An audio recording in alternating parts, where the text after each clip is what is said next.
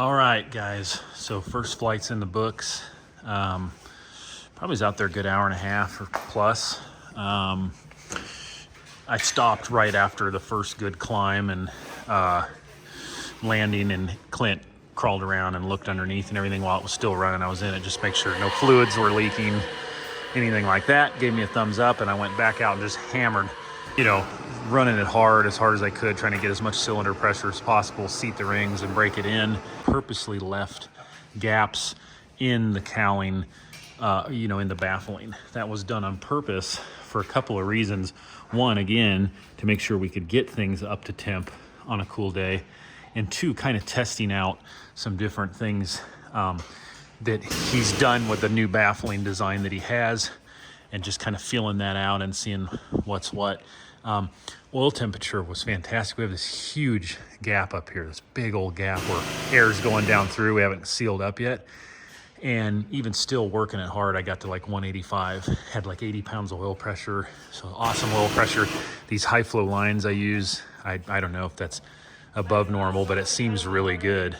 And so it's making great oil pressure, good oil temp, considering the huge gap that we're letting air around.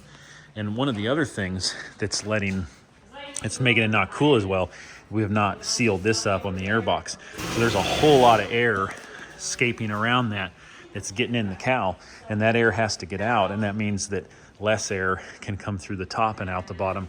It's not even really that big of an outlet, and this thing cools, surprisingly well. It's amazing. So once we tighten up all this stuff, which we'll do now, it's going to cool even better.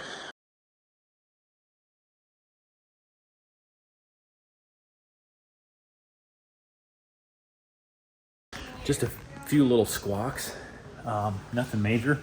Thing flies good, and it is fast. It's crazy, and it climbs ridiculous down here at 3,100 feet or whatever we're at, 3,300. Won't be quite as ridiculous at home, of course, but it is a monster down here. And I was climbing up through 6,000 feet in what felt like, a minute.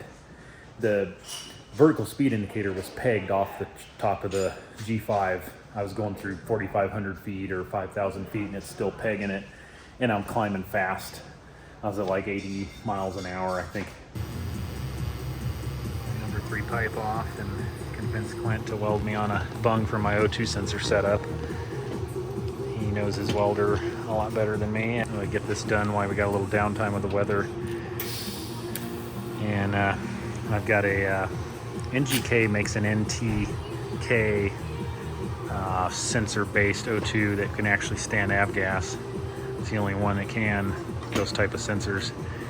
And so had the same system in the S7 for 5 years, and I'm going to put it in the BLT. We're making mixture control adjustments. It's nice to see your exact air-fuel ratio instantly.